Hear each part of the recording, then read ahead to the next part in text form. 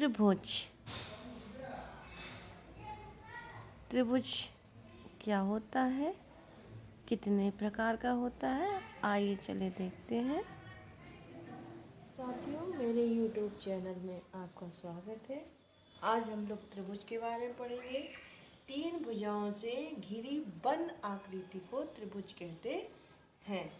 ये हमारी जो तीन भुजाएं हैं, एक भुजा ये है, एक भुजा ये है और एक भुजा ये है।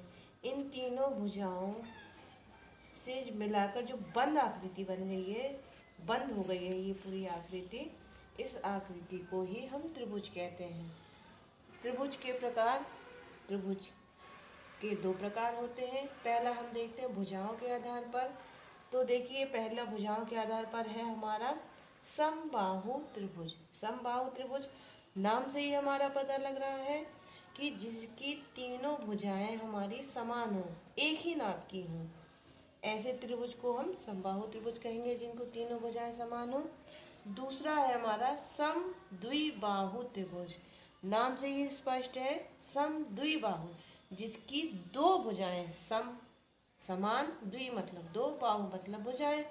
समद्विबाहु त्रिभुज, जिसकी हमारी दो भुजा, कोई भी दो भुजा, चाहे ये भुजा हो चाहे ये हो, कोई भी दो भुजा हमारी समान होती है, उसको हम समद्विबाहु त्रिभुज कहते हैं।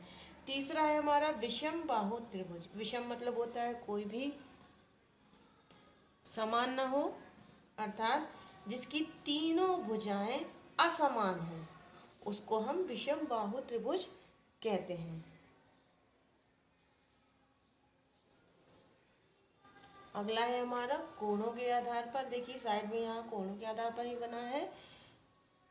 जिस त्रिभुज की तीनों भुजाएं, तीनों कोण, ये जो कोण होते हैं, इन आकृतियों के बीच की जो जगह होती है, दो भुजाओं के बीच की जो जगह होती है, उसको हम कोण कहते हैं। तो 90 से छोटे, 90 अंश से कम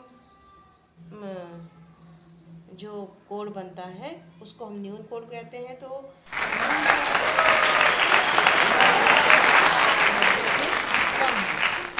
90 अंश से कम है, इसलिए इसको न्यून कोण त्रिभुज कहेंगे। दूसरा है हमारा समकोण त्रिभुज, जिसमें एक हमारा 90 अंश के कोण को हम समकोण त्रिभुज कहते हैं। तो इसीलिए एक कोण हमारा 90 अंश को होना चाहिए, तो वो हमारा समकोण त्रिभुज हो जाएगा। और अगला है हमारा अधिक कोण त्रिभुज। 90 अंश से अधिक के कोण को अधिक कोण कहते हैं। तो इसीलिए एक कोण हमारा जो होगा 90 अंश से अधिक होगा, ऐसे त्रिभुज को हम अधिक कोण त्रिभुज कहेंगे। वापस से एक बार देख लीजिए, आपका रिवीजन हो जाएगा। तीन भुजाओं से घिरी आकृति को त्रिभुज कहते हैं। त्रिभुज के हमारे दो प्रकार होते हैं, एक हमारा भुजाओं के आधार पर, दूसरा हमारा कोणों के आधार पर। भुजाओं के आधार पर पहला तो हमारा समबाहु त्रिभुज, जिसकी तीनों भुजाएं समान हो। दूसरा है समद्विबाहु त्रिभुज, जिसकी दो भुजाएं हमारी समान हो, एक बस अलग होती है। और तीसरा होता है हमारा विषम बाहु त्रिभुज, जिसकी हमारी तीनों भुजाएं असमान होती हैं। वहीं दूसरी तरफ हमारा कोणों के आधार पर था, जिसमें हमारे कोण हमारे ये न्यून कोण होते हैं, वो न्यून कोण त्रिभुज कहलाता है। जिस त्रिभुज में हमारा एक कोण समकोण होता है, वो हमारा समकोण त्रिभुज कहलाता है। और अगला है हमारा, जिस त्रिभुज में एक कोण कोई अधिक कोण होता है, वो हमारा अधिक कोण त्रिभुज कहलाता है। आशा करती हूँ आपको वीडियो पसंद आया होगा। Thank you.